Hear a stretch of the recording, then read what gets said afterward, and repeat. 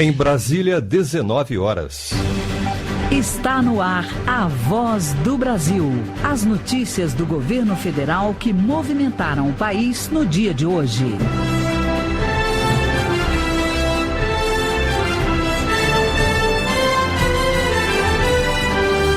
Boa noite. Boa noite para você que nos acompanha em todo o país. Quarta-feira, 18 de janeiro de 2017. E vamos ao destaque do dia. 1.000 militares se preparam para atuar nos presídios do país. E o presidente Michel Temer inicia encontros com governadores para discutir ações de segurança. Estados precisam solicitar a presença das Forças Armadas. Terão, isso sim, a possibilidade da inspeção em todos os presídios brasileiros. É uma ousadia, mas é uma ousadia que o Brasil necessita e que dá certo. E você também vai ouvir na Voz do Brasil de hoje. Atenção, estudantes! Saiu o resultado das provas do Enem e inscrições para o SISU começam na semana que vem. Mais crédito e menos burocracia para as micro e pequenas empresas. É o programa Empreender Mais Simples que foi lançado hoje. Thaísa Dias. 8 bilhões e 200 milhões de reais vão ser disponibilizados para cerca de 40 mil empresas em 2 anos. Ministro da Fazenda participa de fórum com principais líderes da economia mundial.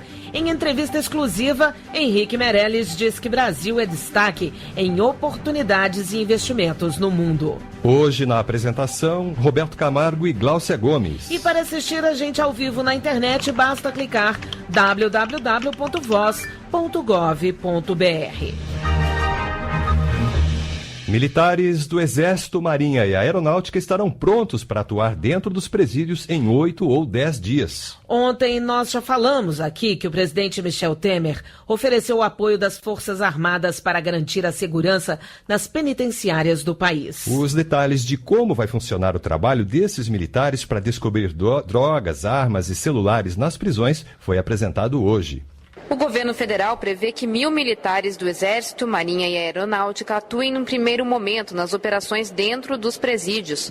Esse número pode aumentar, dependendo dos pedidos dos governos estaduais. Nesta quarta-feira, o ministro da Defesa, Raul Jungmann, deu mais detalhes sobre como vão funcionar as inspeções. Não será uma única vez. Tá certo? Quando será, aí a gente não pode dizer, porque um fator surpresa é fundamental nesse trabalho.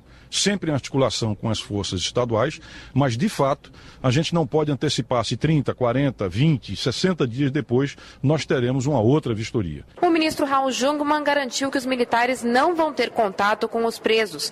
As vistorias vão ser realizadas quando os detentos estiverem no banho de sol ou colocados em outro pavilhão. Nós só interviremos aonde existir condições de segurança e que não exista a possibilidade de que você venha a ter um incidente envolvendo Forças Armadas e população carcerária. Nós estamos dando uma contribuição para reduzir a tragédia que tem se verificado, humana, que tem se verificado nos presídios e penitenciárias. Por quê?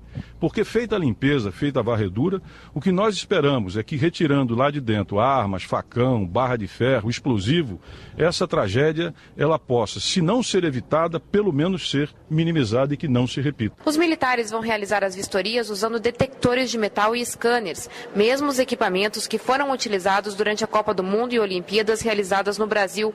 O presidente Michel Temer destacou a ousadia do governo em autorizar o uso das Forças Armadas para inspecionar os presídios estaduais. Pela primeira vez, com o drama infernal que ocorre hoje nas penitenciárias do país, nós tivemos um diálogo muito produtivo com o setor de defesa, com as Forças Armadas, e as Forças Armadas se dispuseram a fazer as inspeções nos presídios, porque elas têm uma grande credibilidade, em primeiro lugar, e, em segundo lugar, uma grande autoridade. Não terão, evidentemente, contato com os presos, mas terão, isto sim, a possibilidade da inspeção em todos os presídios brasileiros. É uma ousadia, mas é uma ousadia que o Brasil necessita e que dá certo. O decreto do presidente Temer, que autoriza os militares a atuarem nas cadeias, foi publicado hoje e tem duração de 1 ano. Reportagem Paola Diorti. E para discutir a violência e rebeliões nas penitenciárias, o presidente Michel Temer se encontrou com governadores da região norte, além de representantes do Mato Grosso e Mato Grosso do Sul. O presidente defendeu o uso das Forças Armadas e a construção de mais presídios prevista no Plano Nacional de Segurança. E o plano já tem data e locais para começar a ser colocado colocado em prática. Quem tem mais informações é o repórter Paulo La Sálvia, que fala ao vivo do Palácio do Planalto. Boa noite, Paulo.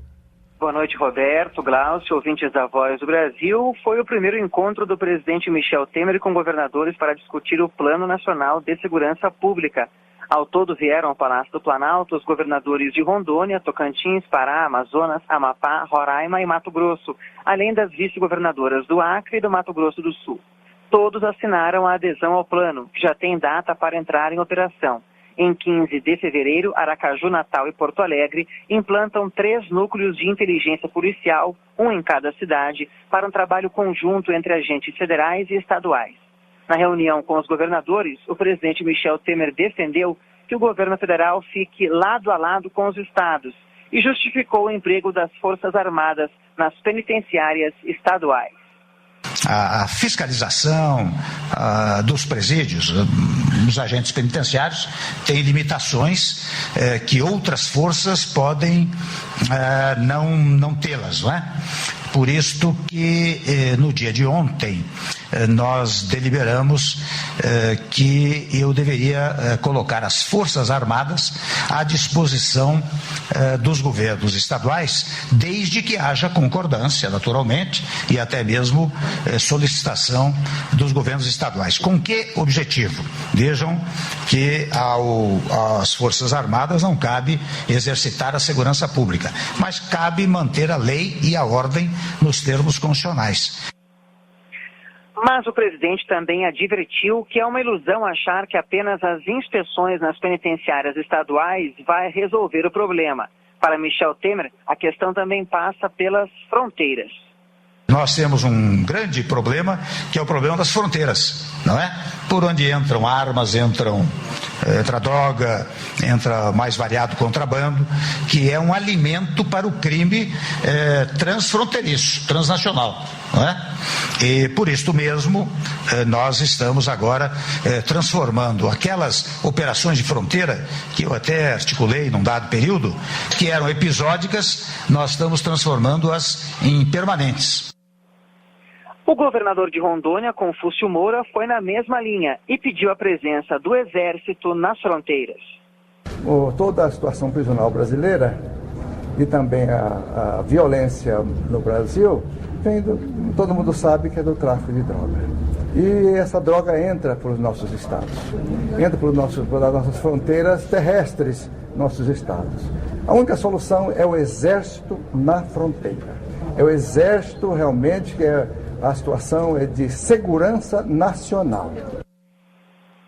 Ainda sobre as ações na área de segurança pública, o Ministério da Justiça anunciou a criação de um Grupo Nacional de Intervenção Penitenciária, que vai atuar dentro dos presídios.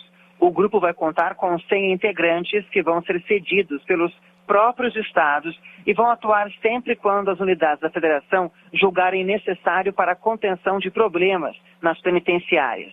As rebeliões em presídios já mataram mais de 100 presos no começo deste ano nos estados do Amazonas, Roraima e Rio Grande do Norte.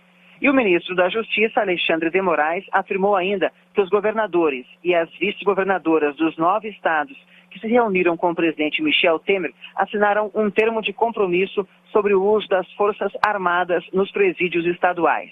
Mas isso só vai ocorrer quando houver um pedido formal nesse sentido. Ao vivo, Paulo La Sálvia.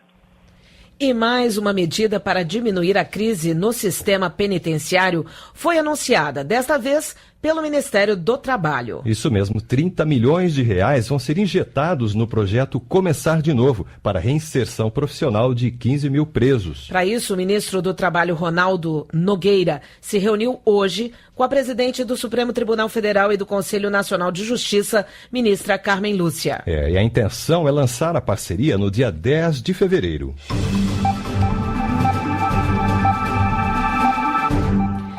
Dia de ansiedade para milhares de estudantes. Saiu hoje o resultado do Enem, o Exame Nacional do Ensino Médio de 2016. É verdade, Glaucio. Com as notas na mão, é hora de tentar vaga numa universidade pública por meio do SISU, o Sistema de Seleção Unificada. Pois é, são mais de 238 mil vagas em 131 faculdades públicas. O número é maior do que o ofertado no ano passado. Então, atenção, as inscrições do SISU abrem já na próxima terça-feira, dia 24, e se encerram na sexta, dia 27.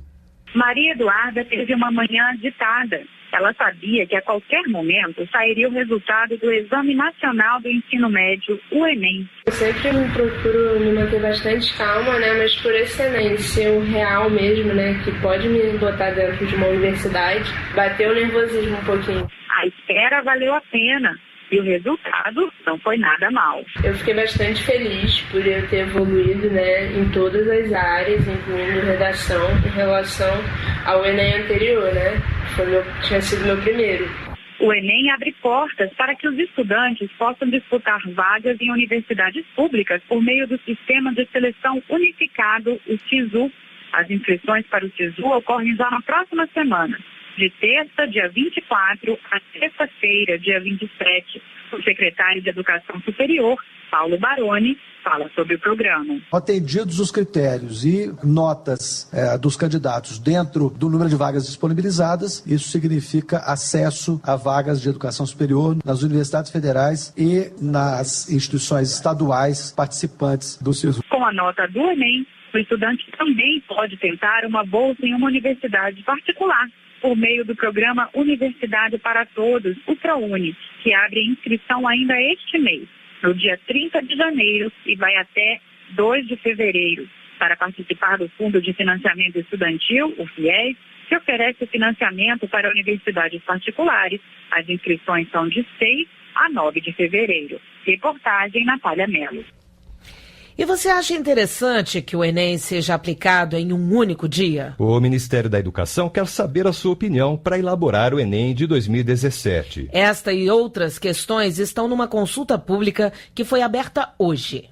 Qualquer pessoa pode fazer sugestões para melhorar o Exame Nacional do Ensino Médio e enviar um texto de até 300 caracteres com sugestões. Além disso, o participante responde 3 perguntas sobre a aplicação do Enem. A primeira, por exemplo, pede que o participante escolha entre o formato atual de provas em 2 dias ou a redução da prova para um único dia. Segundo o ministro da Educação, Mendonça Filho, em qualquer um dos formatos, a redação vai ser mantida. A opinião das pessoas é que fará com que a gente possa aprimorar um processo de avaliação geral e um exame que é patrimônio hoje do Brasil. E o que nós queremos é qualificá-lo de forma mais efetiva e que atenda aos interesses dos jovens brasileiros que sonham com a universidade. No final do ano passado, mais de 6 milhões de estudantes fizeram as provas. O resultado foi divulgado nesta quarta-feira pelo Ministério da Educação e mostrou que as melhores notas foram na prova de Ciências Humanas, seguida de Linguagens e Códigos. Para o ministro, o desempenho dos alunos pode ser melhor. Ele voltou a defender a reforma do ensino médio. O desempenho da educação básica no Brasil estagnou. Em alguns aspectos até piorou, evoluiu, andou para trás e a gente tem que recuperar. A gente enfatiza a necessidade da reforma do ensino médio para que o aprendizado seja cada vez melhor e maior. Apenas 7,7% dos alunos que pediram a certificação do ensino médio pelo Enem alcançaram a nota mínima. Por isso, Mendonça Filho anunciou que o Enem não será mais usado como certificado de conclusão do ensino médio. A partir deste ano, pessoas maiores de 18 anos que não terminaram o ensino na idade regular devem fazer o Exame Nacional para a Certificação de Competências de Jovens e Adultos, o ENSEJA. Reportagem Gabriela Noronha. E quem tiver interesse em participar da consulta pública, é só entrar na página do INEP na internet. É inep.gov.br.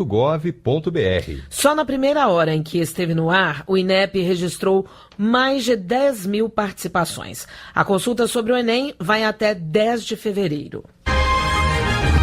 19 horas e 14 minutos no horário brasileiro de verão. Mais crédito e menos burocracia é o que pretende o novo programa para micro e pequenos empresários lançado hoje. Isso mesmo, serão mais de 8 bilhões de reais em crédito disponível. A gente detalha tudo para você daqui a pouquinho. O Ministério da Saúde atualizou hoje os números de casos de febre amarela registrados no país. E também informou medidas de controle que estão sendo adotadas em Minas Gerais, o estado mais atingido, além de estados vizinhos como Bahia e Rio de Janeiro. Quem tem os detalhes é a repórter Luana Karen, que está aqui no estúdio e fala ao vivo com a gente. Boa noite, Luana. Boa noite, Roberto, Glaucio, e boa noite a todos os ouvintes da Voz do Brasil. Minas Gerais tem 4 casos confirmados de morte por febre amarela. O Ministério da Saúde enviou 1.600.000 doses da vacina para reforçar a imunização em 29 cidades do leste de Minas. O estado tem ainda 206 casos suspeitos, entre eles 53 mortes. Já no Espírito Santo, há 6 casos suspeitos em 4 municípios. O estado vai receber 500.000 doses extras da vacina.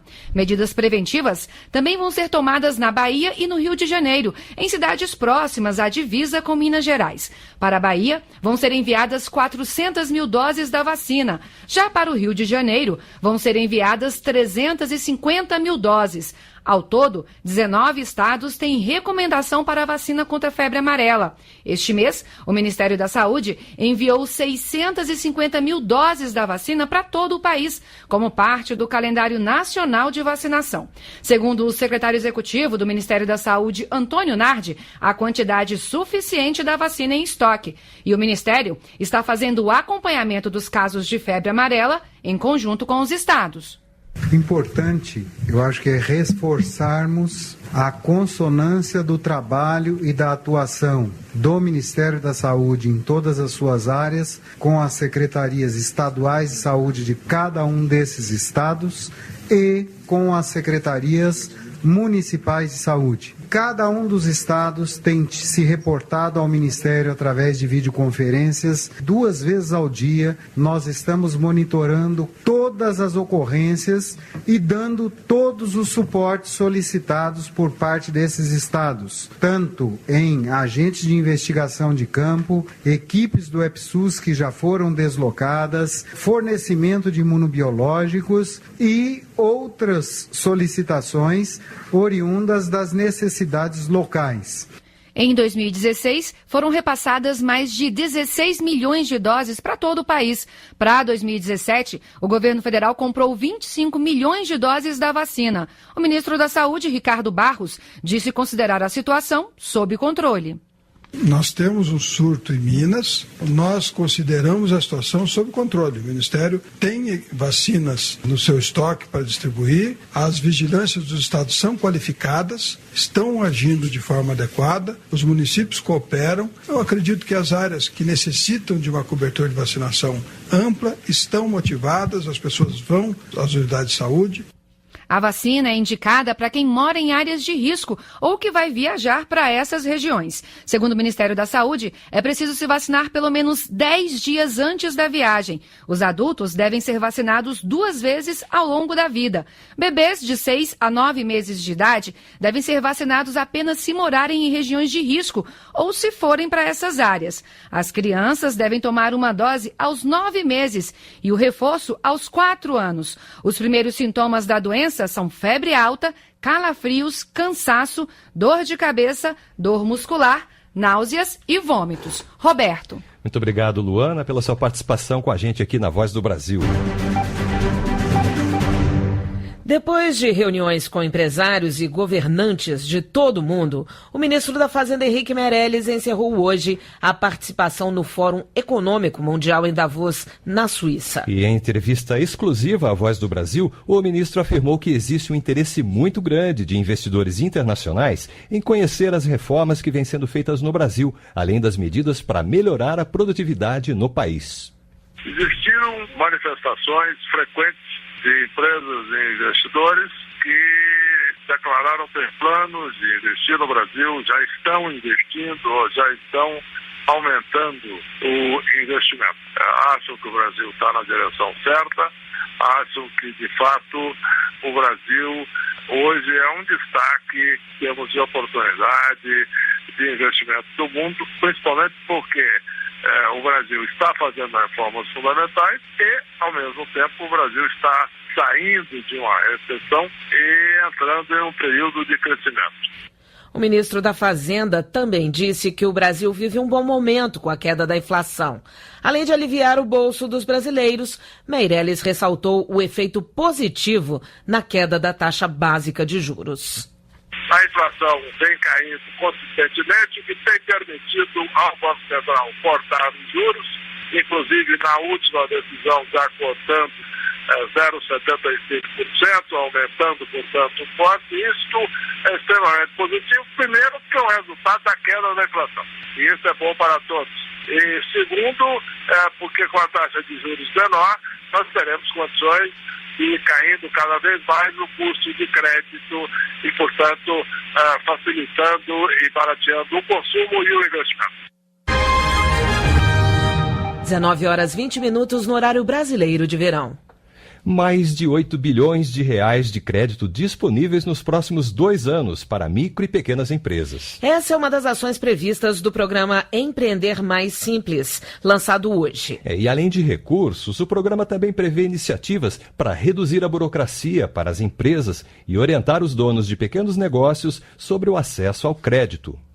O projeto Empreender Mais Simples, Menos Burocracia, Mais Crédito é uma parceria entre o governo, o Sebrae e o Banco do Brasil. 10 sistemas informatizados vão ser desenvolvidos ou melhorados para simplificar a gestão das empresas. No lançamento do programa, nesta quarta-feira, o presidente Michel Temer disse que a burocracia é um dos grandes problemas do país. O Estado tem que assumir postura menos cartorial e mais eficiente. Tem de garantir condições de financiamento mais racionais, que é o que vocês estão fazendo aqui. E é nessa direção que nós estamos agindo. Os empresários e sócios de Brasília, Matheus Agrelli e Fernando Bacher, sabem bem a importância de tornar os processos para as pequenas empresas mais simples. Os dois abriram um café há pouco mais de um ano. O trabalho para colocar o negócio em funcionamento não foi fácil, mas contaram com crédito, que, segundo Matheus, foi essencial. Sem esse recurso, eu acho que dificilmente a gente conseguiria abrir uma empresa, mesmo que pequena empresa, né? De acordo com pesquisa do Sebrae, mais de 80% dos donos de pequenos negócios não recorreram a crédito no último ano. O projeto Empreender Mais Simples quer reverter esse quadro. 8 bilhões e 200 milhões de reais vão ser disponibilizados para cerca de 40 mil empresas em 2 anos. E o processo será orientado pelo Sebrae, o Serviço Brasileiro de Apoio às Micro e Pequenas Empresas. O presidente Guilherme Afife Domingos explica que o Sebrae vai auxiliar os empreendedores no planejamento sobre a necessidade e a forma de utilização do crédito. Esses consultores são os que vão dar a orientação para a obtenção do crédito. E com a orientação deles e o aval deles, aí nós vamos suprir um outro problema, que é a falta de garantias reais que o pequeno não tem. As informações do Sebrae sobre as empresas vão ser repassadas diretamente ao Banco do Brasil, o que, segundo o presidente do banco, Paulo Rogério Caffarelli, vai agilizar a aprovação do crédito. Nós estamos estimando que, a partir de agora, cada processo desse que chegar e que chegue com todos os documentos definidos e já com a chancela do Sebrae, no tocante à capacidade de pagamento, no tocante à análise prévia desse cliente, a gente possa fazer em 3 dias a liberação desse crédito. Segundo o Sebrae, mais de 98% dos empreendimentos do país são micro e pequenas empresas. Elas são responsáveis por mais da metade das vagas de emprego no Brasil e por quase 30% do produto interno bruto, que é a soma de todos os bens e serviços produzidos num ano. Reportagem Thaísa Dias. E essas foram as notícias do governo federal. Uma realização da Secretaria de Comunicação Social da Presidência da República. Com produção da empresa Brasil de Comunicação. Fique agora com o Minuto do TCU e em seguida as notícias do Poder Judiciário do Congresso Nacional. Uma boa noite. Boa noite para você e até amanhã.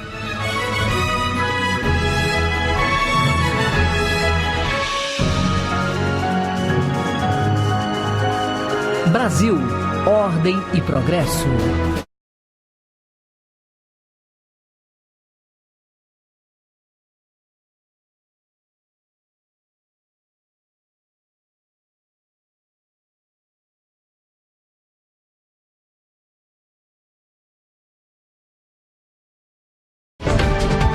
Minuto do TCU. O Tribunal de Contas da União identificou atraso em 98% das creches financiadas com recursos do Pró-Infância no Rio Grande do Sul. Apenas 4 das mais de 200 creches contratadas foram concluídas. O TCU recomendou que o Fundo Nacional de Desenvolvimento da Educação adote medidas para garantir o término das construções e solicite o ressarcimento dos prejuízos causados aos cofres públicos. O tribunal recomendou também a instauração de procedimento administrativo para impedir que a empresa responsável pelas obras feche contratos com a administração pública por até 5 anos. Para a ministra Ana Arraes, relatora do processo, o quadro é extremamente preocupante, porque mais de 19 mil crianças do estado não terão acesso às creches no prazo previsto. TCU, fiscalização a serviço da sociedade.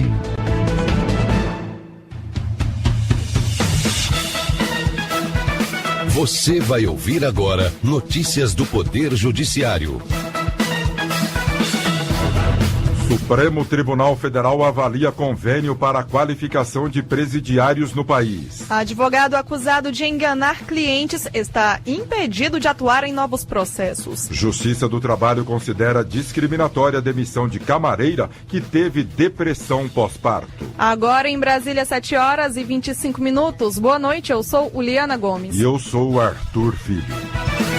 A presidente do Supremo Tribunal Federal e do Conselho Nacional de Justiça, ministra Carmen Lúcia, recebeu o ministro do Trabalho para falar sobre qualificação de presos. A ideia é qualificar profissionalmente cerca de 15 mil detentos em todo o país. Ricardo Viula. Serão investidos 30 milhões de reais do orçamento do Ministério do Trabalho na qualificação de 15 mil presidiários. Segundo o ministro do Trabalho, Ronaldo Nogueira, um grupo formado por representantes do Conselho Nacional de Justiça e do Ministério do Trabalho vai formatar ações dentro do programa Começar de Novo do CNJ. Esse grupo vai definir quais presos poderão participar dos cursos e quais penitenciárias vão ser contempladas. A ideia é que todas as unidades da federação sejam beneficiadas. O programa Começar de Novo foi idealizado pelo CNJ com o objetivo de reinserir o detento na sociedade e no mercado de trabalho, de forma que ele não retorne mais ao crime. Advogado acusado de enganar clientes deve ficar impedido de atuar em novas causas. A decisão é da presidente do Superior Tribunal de Justiça, ministra Laurita Vaz. Fátima Uchoa. O profissional foi acusado de prometer ajuizar ações para clientes, mas em vez disso ele teria sido pago sem realizar o serviço. O Tribunal de Justiça da Paraíba determinou que o advogado cumpra medidas cautelares, como não sair da comarca em que reside. Ele também está proibido de exercer a profissão em novos casos, podendo trabalhar apenas nos processos já iniciados. No STJ, o advogado alegou que sofreu constrangimento ilegal e que a proibição dele de atuar em novos casos estaria lhe causando problemas financeiros, mas a ministra Laurita Vaz não constatou ilegalidade nas medidas e, por isso, negou a liminar em habeas corpus. Justiça Federal no Rio de Janeiro proíbe acesso de barcos de pesca industrial na Baía de Sepetiba. O objetivo é proteger o boto cinza e a comunidade tradicional pesqueira local. Ana Gouveia. O Ministério Público Federal entrou com ações contra 32 barcos e a Justiça Federal proibiu o acesso de infratores na Baía de Sepetiba, sob pena de multa no valor de R$1 milhão. Para o MPF, a pesca industrial irregular que captura isca viva prejudica os botos cinza, retirando deles o principal alimento, a sardinha e a corvina. O boto cinza é uma espécie que está na lista ameaçada de extinção. Além disso, os atos criminosos prejudicam os pescadores locais. Justiça do Trabalho em Goiás determina que hotel reintegre camareira ao cargo. Ela havia sido demitida após ter depressão pós-parto. Carlos Ribeiro. O hotel alegou que a trabalhadora não comprovou ter sofrido perseguição ou preconceito, mas os julgadores entenderam que a empresa demitiu injustamente a camareira, sabendo da saúde fragilizada dela. Assim, a Justiça do Trabalho considerou a dispensa como discriminatória, determinou que o hotel reintegre a funcionária e ainda pague indenização de R$8 mil. Empresa de produtos eletrônicos deve pagar multa por ter vendido TV com defeito e ainda não consertar o aparelho dentro do prazo. O valor da multa é de R$30 mil. Emily Almeida. O cliente levou a TV com defeito para assistência técnica da empresa, onde o aparelho ficou por 30 dias e o problema não foi resolvido. Por isso, o Procon de Goiás aplicou multa de R$30 mil. Na justiça, a empresa alegou que o valor era muito maior que o produto e que inclusive já havia entregado uma televisão nova ao cliente. Entretanto, a juíza do caso não acatou os argumentos e afirmou ser legal a aplicação da multa pelo Procon. Empresa de plano de saúde deve cobrir tratamento de dependente químico em comunidade terapêutica. Caso não cumpra a decisão, a empresa terá que pagar uma multa de R$5 mil. A Justiça de São Paulo entendeu que, se o contrato prevê esse tipo de cobertura, o plano deve arcar com o serviço e não questionar a origem da doença ou limitação de tempo de internação. Você acompanha outras notícias do Poder Judiciário em 104,7 FM para o Distrito Federal em torno e também pela internet. Acesse www.radiojustiça.jus.br e siga pelo Twitter. twitter.com/radiojustiça. Uma boa noite. A você, uma boa noite.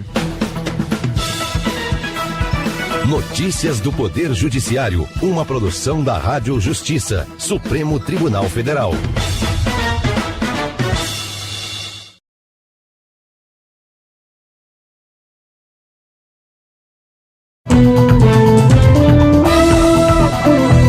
Está no ar, o Jornal do Senado. Álvaro Dias afirma que retomada do crescimento econômico virá somente com redução dos gastos públicos. Projeto de Paulo Paim pode estimular contratação de trabalhadores com mais de 45 anos de idade. E José Aníbal defende proposta de reforma da Previdência.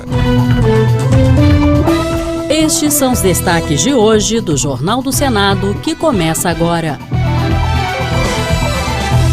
Boa noite. Boa noite. Um relatório da Organização das Nações Unidas, publicado esta semana, prevê crescimento de 2,7% da economia mundial em 2017, com pequeno crescimento do Brasil. O senador Álvaro Dias acredita que há possibilidade de o Brasil retomar um crescimento mais acelerado se avançar com reformas que impeçam desperdício de recursos públicos e estimulem o investimento. Repórter Floriano Filho. Para o Brasil, o relatório prevê um pequeno crescimento de 0,6% este ano. É o menor entre as 20 maiores economias do mundo, mas é melhor do que no ano passado, quando a economia brasileira afundou mais de 3%. Para o senador Álvaro Dias, do PV do Paraná, o resultado é decorrente de políticas econômicas equivocadas. Qualquer recuperação da economia internacionalmente contribui. Mas o grande problema é interno, né? O Brasil vive um impasse das contas públicas deterioradas. Houve, infelizmente, um período de governos desastrados, absolutamente incompetentes do ponto de vista de gerenciamento. Isso levou o país a essa crise de profundidade. Tendo em vista o potencial de crescimento brasileiro, Álvaro Dias acredita na recuperação econômica mais acentuada no médio prazo. Mas para isto, são necessárias, segundo ele, além da reforma previdenciária, o enxugamento da máquina pública e a remodelação do sistema federativo. Há hoje um sistema esgarçado, tremendamente injusto, com uma arrecadação exorbitante e uma distribuição precária,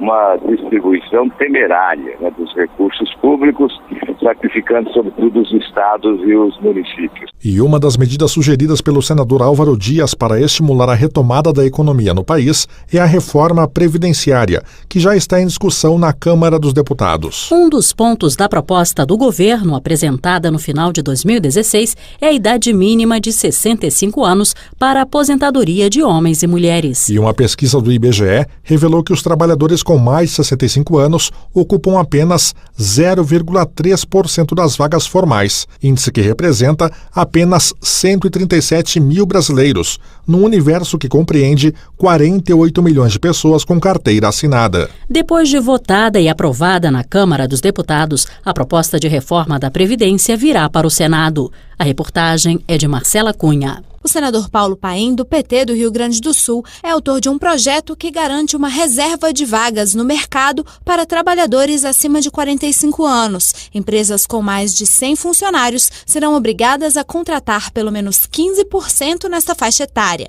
Para Paulo Paim, esta parcela da população tem dificuldade de conseguir colocação no mercado de trabalho exatamente no momento de maior potencial. Nesse país há muita discriminação contra o idoso. O cidadão, depois que ultrapassa os 40 anos, ele já é meio que colocado de lado, ainda mais numa época de desemprego, e aí eles começam, as empresas, a ampla maioria, que é pessoa de 20 anos, de 25, de no máximo 30 anos. A idade mínima para se aposentar, proposta pelo governo, de 65 anos para homens e mulheres, será um dos principais assuntos de 2017. A nova regra impediria que quem começa a trabalhar mais jovem consiga se aposentar mais cedo, por tempo de contribuição, como acontece atualmente.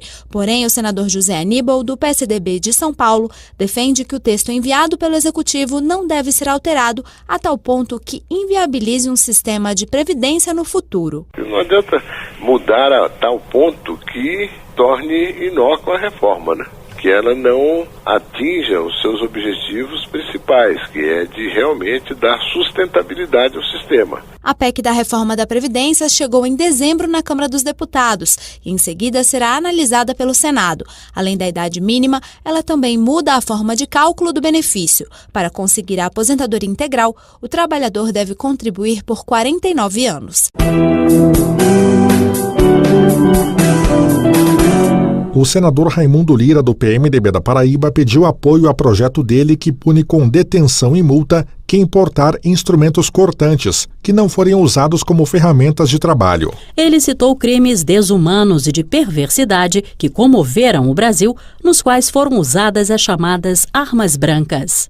É importante distinguir quando o artesão, o açougueiro, ele usa a faca, peixeiro, facão, o produtor rural, o trabalhador rural, usa a foice, a roçadeira, é uma ferramenta de trabalho. Mas não podemos mais aceitar que os delinquentes, usando uma arma que lhe dá uma penalidade muito pequena, ele entra nos ônibus, nos transportes urbanos e fica ameaçando ou matando as pessoas com arma branca. O Senado criou em 2016 uma comissão especial para acompanhar e fiscalizar as obras inacabadas, financiadas com recursos federais. No Brasil, estima-se a existência de 25 mil obras inacabadas, que significam desperdício de dinheiro público. Os motivos para a interrupção de obras são vários, incluindo questões ambientais. Mas uma proposta de emenda à Constituição apresentada pelo senador Assir Gurgás, do PDT de Rondônia, pode proibir a suspensão de obras depois da expedição do estudo prévio de impacto ambiental. O objetivo é evitar os altos custos de manutenção de obras inacabadas, enquanto não se resolvem conflitos ambientais gerados muitas vezes por causa de disputa política, disse Assir Gurgás. Conforme explicou o senador João Capiberibe, do PSB do Amapá, a proposta que está em análise na Comissão de Constituição e Justiça vai aumentar a eficiência do dinheiro público, ao mesmo tempo que não vai acabar com a exigência de licença ambiental. A proposta inova na medida em que não permite a suspensão de obras ou o seu cancelamento após a apresentação do estudo prévio de impacto ambiental, exceto por fatos supervenientes. Certo é que há casos em que ocorrem interrupções de obras essenciais ao desenvolvimento nacional e estratégico ao país em razão de decisões judiciais de natureza cautelar ou liminar, muitas vezes protelatórias. A proposta não objetiva afastar a exigência do licenciamento ambiental ou da apresentação de um dos seus principais instrumentos de avaliação de impacto. Já a senadora Rose de Freitas, do PMDB do Espírito Santo, alertou que o Brasil precisa aperfeiçoar seu sistema político para garantir que crises de governabilidade sejam evitadas ou mesmo superadas com maior agilidade. Ela disse que são muitas as opções ou mesmo ajustes para alcançar esse objetivo, como o parlamentarismo e o recall de ocupantes de cargos eletivos. Com o recall, eleitores podem pedir a demissão ou afastamento de ocupantes de cargos eletivos, como ocorre nos Estados Unidos e Suíça. No parlamentarismo, se há crise, caem o primeiro-ministro e seu gabinete e outro é escolhido, de forma que a substituição se dá sem grande sobressalto ou sofrimento, explicou a senadora. O parlamentarismo, tanto quanto o recall, seriam, no meu entender, um instrumento fabuloso de participação democrática para a solução da grande crise de governabilidade.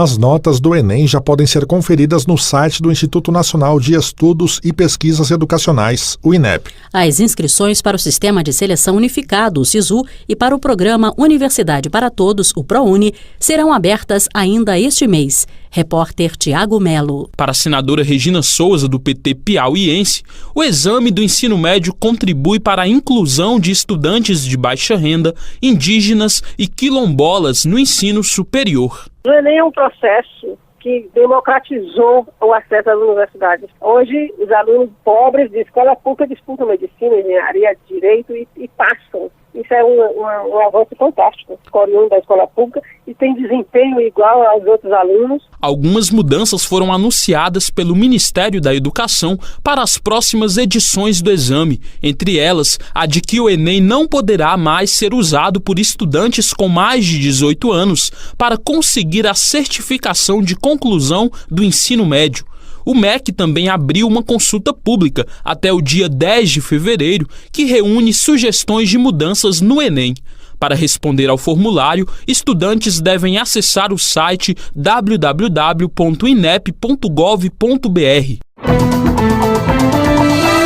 Jornal do Senado. Apresentação Marluce Ribeiro e Tiago Medeiros. Áudio Eliseu Caires. O Jornal do Senado fica por aqui. Acompanhe agora as notícias da Câmara dos Deputados. Boa noite. Boa noite.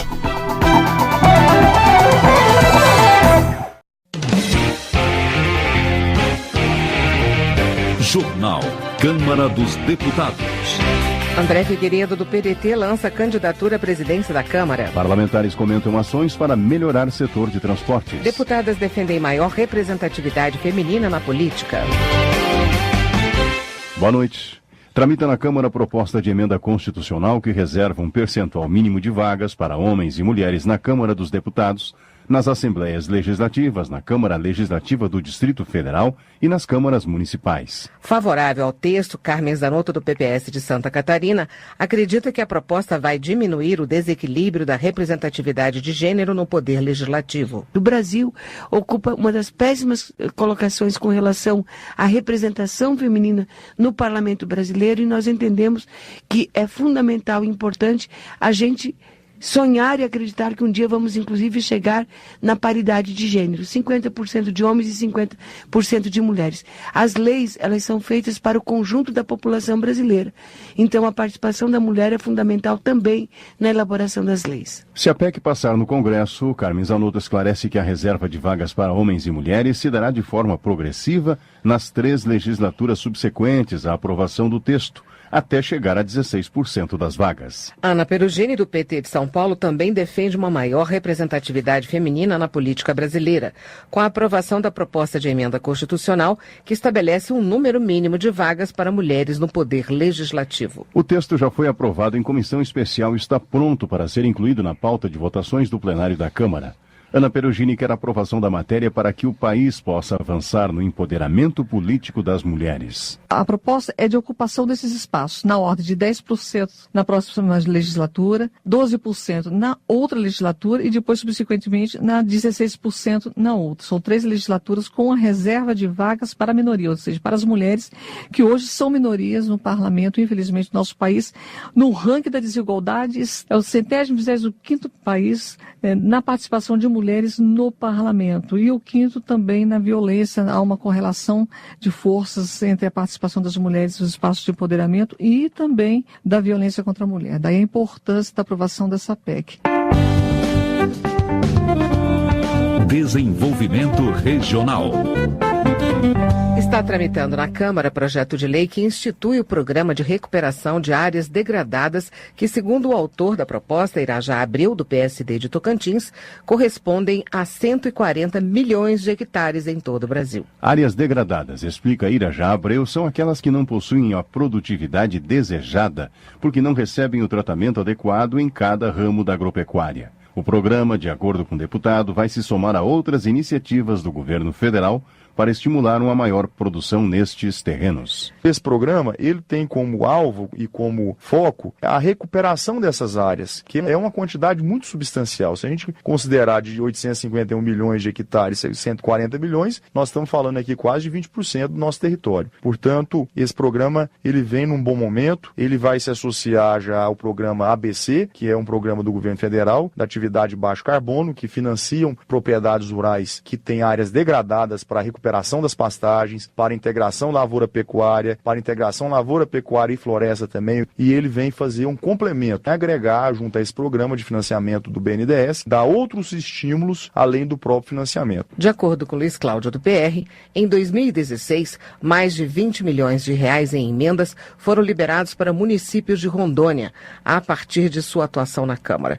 Desse total, o parlamentar destaca ter destinado 7 milhões e meio à saúde de cidades rondonienses. Ele espera que em 2017 haja ainda mais recursos disponíveis. Em 2017, nós estamos aí com uma previsão bem melhor. Além dos 15 milhões de emenda individual nossa, eu consegui exatamente, junto com a bancada do meu estado de Rondônia, nós liberarmos 140 milhões para comprar máquinas agrícolas, patrulha mecanizada e atender às secretarias municipais de agricultura. Ou seja, são elas que vão fazer o atendimento ao agricultor porteira dentro da sua propriedade, fazendo carreadores, pequenas represas, uma pequena destoca para ele plantar, que seja uma cultura permanente ou uma cultura anual. O congressista destaca que os recursos para o setor agrícola evitam o êxodo de trabalhadores rurais para a área urbana. Luiz Cláudio registrou ainda a destinação de 100 milhões de reais para a pavimentação asfáltica em Porto Velho e o trabalho conjunto dos deputados de Rondônia para priorizar os interesses da população. A seca que assola o Nordeste preocupa Cabo Sabino do PR cearense. Ele ressalta o empenho da Força Nacional de Segurança de apresentar soluções provisórias durante a paralisação das obras de transposição do Rio São Francisco. Mas o deputado espera que os trabalhos no Ceará sejam concluídos até o fim deste ano. A transposição do Rio São Francisco, ela não seria um paliativo, ela seria uma solução para a questão hídrica do Nordeste. As obras tem encaminhado a parte que tange a questão do eixo que dá acesso ao estado do Ceará estava parado porque uma das empresas havia rescindido o contrato, não poderia ser feito sem licitação, mas como se entrou no estado de emergência, o ministro de Barbalho fez isso com um regime diferenciado, né, sem a necessidade da licitação, e nós esperamos que agora em fevereiro seja retomada as obras e até o final aí de 2017 essas águas estejam chegando ao Nordeste. Cabo Sabino acredita também que até o final do ano o cinturão de água cearense possa abastecer tanto Fortaleza e a região metropolitana da capital quanto os municípios do interior. Ele pede ainda a reestruturação do DENOX, que segundo o congressista passa por séria crise financeira. Economia. A política de conteúdo local incentiva investimentos nacionais em um determinado bem ou serviço para ampliar a participação da indústria nacional e gerar emprego e renda no país. Segundo Luiz Sérgio do PT do Rio de Janeiro, ao adotar a política de conteúdo local para a indústria naval, o governo Lula revolucionou o setor, incentivando a criação de 82 mil empregos até 2014. Agora, Luiz Sérgio critica o governo Temer e a Petrobras de, ao optar pela importação de equipamentos e não dar preferência à contratação de fornecedores brasileiros, colocar em risco a indústria naval e milhares de empregos. Um dos maiores problemas do Brasil é o emprego. E a Petrobras, ao querer comprar esses equipamentos prontos no exterior, passará a ser uma exportadora daquilo que nós mais precisamos, que é emprego. Então, há um consenso entre os trabalhadores e armadores de que a política de conteúdo local precisa ser preservada. Então, nós precisamos aperfeiçoar os erros que, porventura, forem diagnosticados que existem.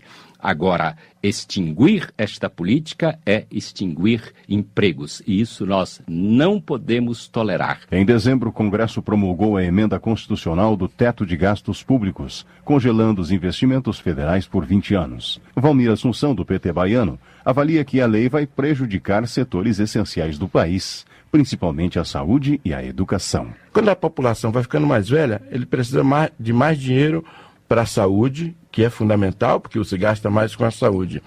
Quando uma população está crescendo, precisa de mais dinheiro para a educação. E é justamente as duas áreas mais sensíveis, mais importantes para a população brasileira, que vai ser congelada.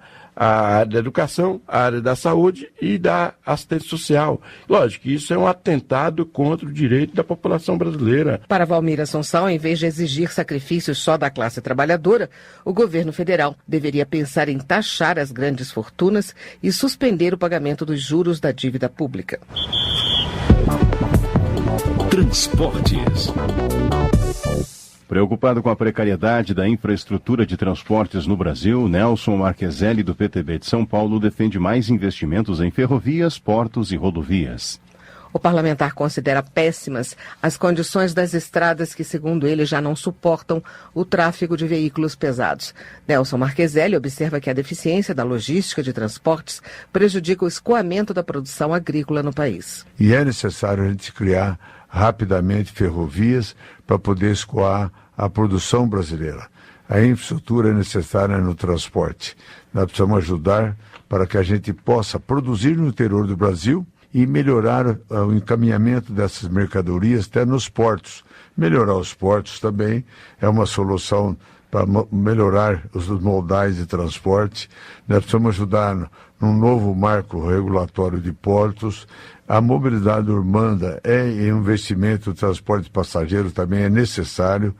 O problema maior do Brasil hoje é o escoamento da produção agrícola e a produção industrial. Hélio Leite, do Democratas, participou recentemente de audiência no Ministério dos Transportes para tratar da duplicação da BR-316 no trecho que liga Castanhal a Santa Maria do Pará. O congressista afirma que os trabalhos devem ser iniciados em 2017, já que existe verba disponível para a obra por meio de emenda de bancada. Eu tenho dito para todo o Brasil, e ao DENIT, ao Ministério do Transporte, que essa BR é uma das mais perigosas que tem no Brasil. A bancada do Estado do Pará ela fez uma emenda de 100 milhões de reais. Essa emenda de bancada ela é impositiva, ela determina ao governo para que ele possa alocar o recurso e pagar.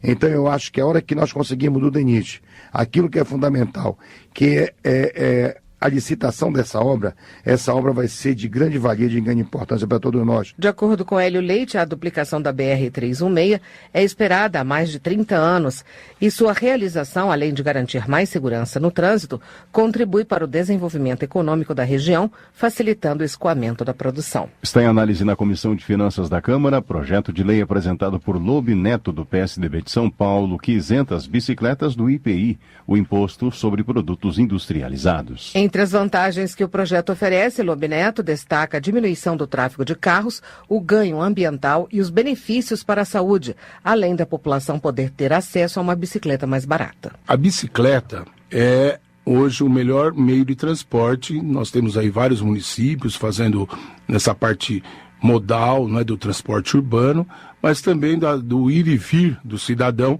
A bicicleta hoje, com muitos municípios, com ciclovias, cada vez um apoio maior, que faz bem para a saúde e para o bolso da classe trabalhadora principalmente. E então nós fizemos com que um projeto de lei, nós isentarmos o IPI, o Imposto de Produtos Industrializados. Com isso, o custo da bicicleta ficará aproximadamente 10% mais barato e esperamos que possamos aprová-lo agora em 2017. O Senado sustou em dezembro resolução da Agência Nacional de Aviação Civil que permitia que empresas aéreas cobrassem pelas bagagens despachadas. Irã Gonçalves, do PP de Roraima, apoia a decisão do Senado, alegando que o valor das passagens já é elevado e deve cobrir o transporte das malas. O projeto de decreto legislativo do Senado ainda vai ser apreciado pela Câmara, logo após o recesso parlamentar. Mas Irã Gonçalves confia que a Casa vai defender o interesse dos consumidores. Nós vamos estar aqui trabalhando contrariamente a essa resolução, vamos derrubar essa resolução, que é um absurdo. Ora, em contrapartida, a ANAC diz que vai nos dar a garantia de que nós vamos ter uma franquia de 10 quilos ao levar bagagem de mão. Na prática, isso já acontece, quer dizer, a maioria das pessoas que leva mesmo um objeto pequeno, de cubagem pequena, às vezes leva ali 10, 12 quilos. Mas nós vamos tentar e vamos com certeza rechaçar essa resolução, que é uma manobra abusiva das companhias para tirarem mais dinheiro do consumidor. Fatos do Parlamento, opinião de especialistas, campanhas de utilidade pública, tendências. Rádio Câmara, conteúdo com credibilidade. Ouça, baixe, utilize. Acesse radio.câmara.leg.br e use o nosso material. Trabalho. Está em análise na Câmara a proposta que assegura aos integrantes dos órgãos de segurança pública o direito ao adicional noturno.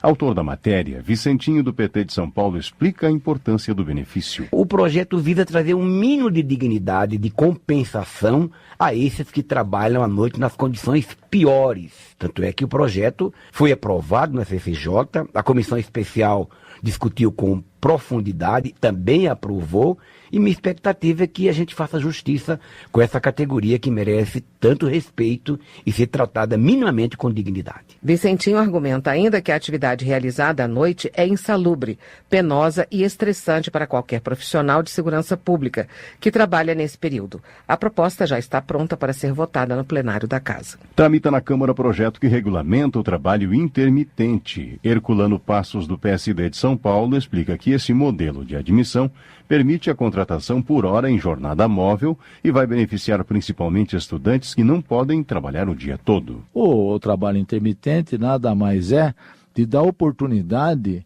às pessoas poderem trabalhar naquele horário que ela pode trabalhar, que está ociosa. Ou seja, um universitário, ele vai trabalhar num restaurante à noite e estuda durante o dia. Nos finais de semana ele pode trabalhar e vai facilitar a vida deles através dessa forma de contratação, através do trabalho intermitente. Ele recebe pelas horas trabalhadas e tem o seu dinheiro para pagar a sua faculdade, para fazer o que ele quiser. Outro segmento que o projeto também ajuda, segundo Herculano Passos, é o de pessoas que precisam cuidar de parentes doentes ou com idade avançada e não podem assumir um contrato de 8 horas diárias. O parlamentar acredita que o trabalho intermitente pode gerar 2 milhões de empregos no país. Segurança Pública. Relator do projeto que trata da reformulação do Código de Processo Penal, João Campos, do PRB de Goiás, informa que o objetivo de promover mudanças na lei visa acelerar os processos e garantir a punição do criminoso. O Código de Processo Penal do Brasil é de 1941, uma legislação muito antiga, com infinidade de recursos, por exemplo. Hoje o juiz já demora a condenar alguém. Quando condena, o cidadão tem tantos recursos que a sentença nunca é de caráter definitivo, ela nunca transita em julgado. O bandido nunca fica preso, porque sempre tem um recurso a mais. Essa é uma das minhas preocupações. Nós queremos continuar garantindo o direito à ampla defesa, o devido processo legal, o contraditório, mas vamos eliminar os recursos de natureza protelatória, aqueles que é só para impedir que a justiça se efetive. Esse é um dos pontos que tem merecido muito a minha atenção. O congressista destaca que outros problemas, além da necessidade de reformar o Código, também devem ser discutidos, como, por exemplo, a má gestão na Justiça, no Ministério Público, nas polícias e a falta de investimento em equipamentos e em recursos humanos. Vários casos de estupro coletivo de mulheres foram divulgados pela mídia e pela internet em 2016. Damina Pereira, do PSL de Minas Gerais, apresentou o projeto que dispõe sobre o aumento da pena para quem comete estupro e a tipificação do crime de estupro coletivo, ainda não previsto no Código Penal. Nós fizemos uma subcomissão provisória para verificar, para estudar, para melhorar e ver o que nós poderíamos estar fazendo para diminuir esse absurdo desses abusos contra a mulher.